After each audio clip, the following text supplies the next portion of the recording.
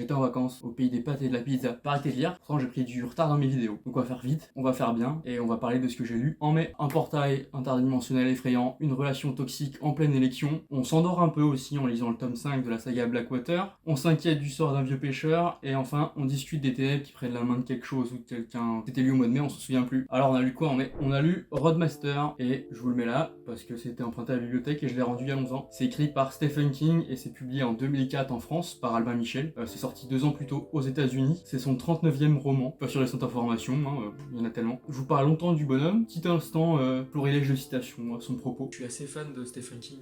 Banger direct, j'ambitionne de lire toute sa bibliographie. Le titre original de Roadmaster, c'est From a Brick 8, qui est une référence à un son de Bob Dylan, From a Brick 6, que je vous mets maintenant.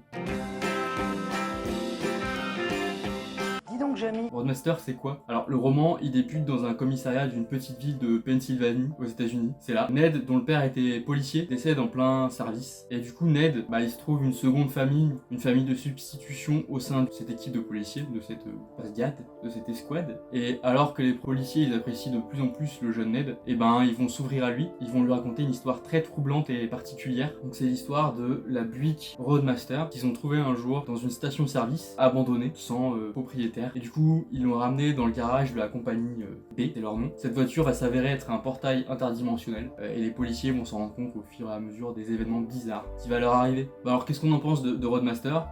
J'ai réellement aimé. Mon Stephen King préféré, c'est vraiment le vieux King qui parle d'une période dorée qu'il a kiffé, un vieux King nostalgique en fait. Pour être honnête, il se passe pas grand chose dans le roman. En fait, on pourrait résumer le roman comme ceci. Les flics rapportent une voiture magique au commissariat, une voiture qui est en fait un portail. Un jour, un truc sort du portail, les flics cherchent une explication, ils en trouvent pas, rebelote, rebelote, rebelote, rebelote. Sauf que, c'est pas le cœur du roman, c'est pas le principe. Le roman est très touchant, c'est un vecteur pour parler du deuil, de l'obsession, de la parentalité, de l'inexplicable aussi, parce que, là, le roman, il propose aucune explication concrète à cette voiture, à ce portail interdimensionnel. Parce que, en fait, on n'explique pas les raisons d'un portail interdimensionnel. On n'a pas les armes en tant qu'humain pour expliquer ça, donc il n'y a pas de résolution. Est-ce que Roadmaster se place dans mon top 25?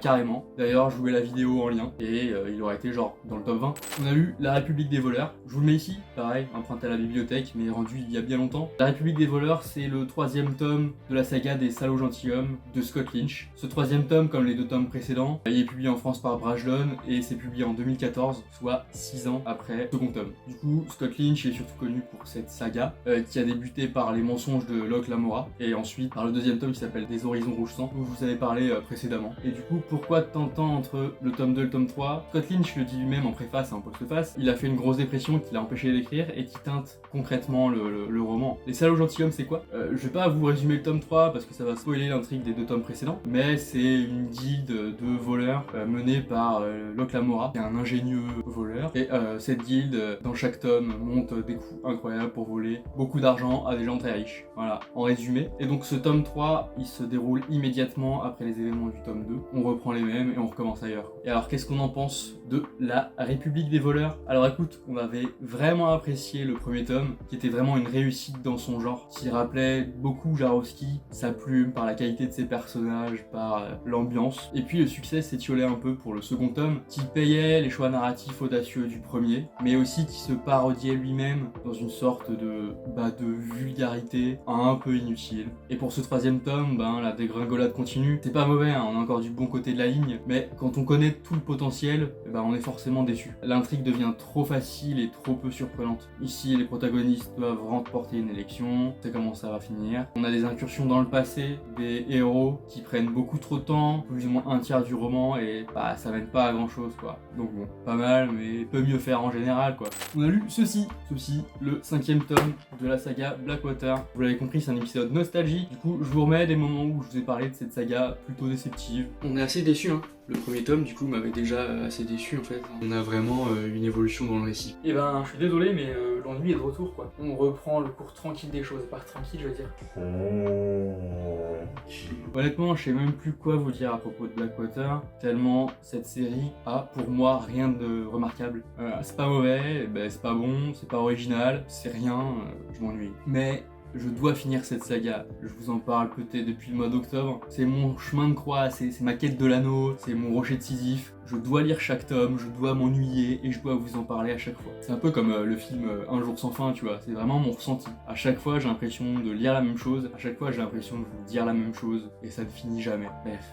Blackwater, c'est l'histoire de la famille Casquet, qui sont des riches propriétaires terriens qui vivent entre l'Alabama et la Floride, propriétaires d'une scierie, voilà. Après l'inondation de leur ville, dans les événements du premier tome, qui se déroule en 1919, ils vont retrouver la mystérieuse et impossible Elinor, qui n'est pas ce qu'elle paraît. Et bah dans ce 5e et avant-dernier tome, les déjà riches Casquet, ils deviennent encore plus riches, et oh, la fille de l'impossible et mystérieuse Elinor, qui n'est pas ce qu'elle paraît, et ben il s'avère qu'elle est impossible et mystérieuse, et qu'elle n'est pas ce qui paraît. Non mais voilà, j'ai jamais vraiment accroché à Blackwater, et j'ai continué. Certainement à tort, en me disant que ça allait me plaire à un moment donné, que ça allait s'améliorer dans l'intrigue, bref. Je vois ce qui peut plaire à certaines personnes, mais moi je m'ennuie ferme. Par contre, les couvertures sont toujours aussi dingos, les finitions et les reliefs sont incroyables, c'est magnifique, et rien que pour l'objet, bah je regrette pas de les avoir achetés. On a lu Le vieil homme et la mer d'Ernest Hemingway, voilà. C'est publié en 1952 par Gallimard en France et Charles Scribner's Sons au Pays des Flingues. Hemingway, c'est un de ces auteurs qui ont grandement influencé la littérature générale et le roman moderne. Son style, il se distingue par l'économie de mots, et il y a beaucoup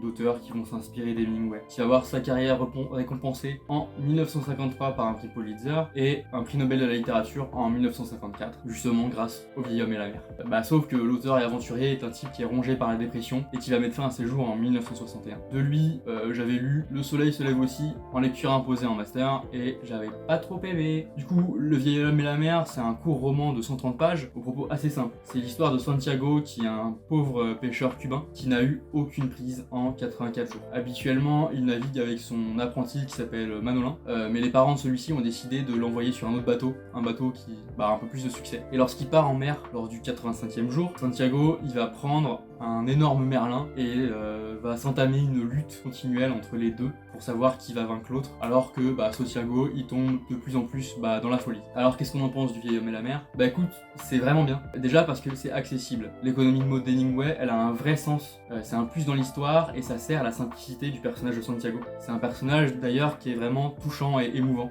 Au-delà de l'évidente lutte entre l'homme et la nature, on a vraiment un hommage au temps qui passe, à l'âge qui détruit et à la volonté de lutter tout de même. C'est un roman de courage, de bravoure, de preuve qu'on peut laisser une trace pour soi-même dans ce monde absurde. Ouais non, franchement, vraiment top. Pour finir, on a lu Ténèbres, prenez-moi la main de Denis Lehane. Je vous en avais déjà parlé dans ma série de 30 jours de short. Sous-titre ultra dramatique, on a le 2e tome des aventures de Kenzie et Gennaro, qui sont des détectives privés de Boston et qui ont ouvert la boîte ensemble, qui sont aussi amis d'enfance. Le premier tome, c'est Un dernier verre avant la guerre, concentré sur les guerres de gang à Boston et dont on a parlé en janvier. J'avais kiffé le premier tome avec des protagonistes attachants et une enquête incroyable, quoi, sans temps mort. Dans Ténèbres, prenez-moi la main, on prend les mêmes et on recommence. Les deux détectives, Kenzie et Gennaro, ils sont engagés par une psychiatre qui est inquiète parce qu'elle a reçu des photos de son fils sans aucun message. Parallèlement, il y a une vieille connaissance de Kenzie qui revient à Boston, ville dans laquelle se déroulent les aventures, pour y être assassinée par crucifixion. Donc les deux affaires vont sordidement se connecter, se mêler et toucher personnellement les deux protagonistes. Alors qu'est-ce qu'on en pense de ce 2e tome? Coup de cœur, 2e coup de cœur 2023. Ténèbres, prenez-moi la main permet d'être bien meilleur que son prédécesseur, qui était vraiment bon. Il est impossible de lâcher ce roman, qui est vraiment tendu tout du long. Le suspense est incroyablement géré, les révélations sont lâchées au compte-gouttes et toujours placées avec perfection. On transpire, on stresse, il y a le rythme cardiaque qui accélère. On est vraiment face à un grand thriller par un grand auteur. Là, on se concentre sur le tueur en série, sur les tueurs en série. C'est bien sordide, c'est bien glacial, c'est bien éprouvant, mais c'est aussi incroyablement humain.